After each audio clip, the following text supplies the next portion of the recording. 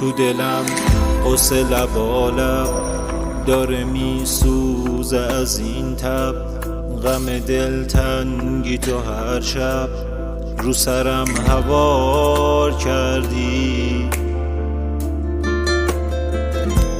نمیدونم با کیایی، تو کدوم حال و هوایی، کاشکی میگفتی کجایی تا بگم چی کار کردی.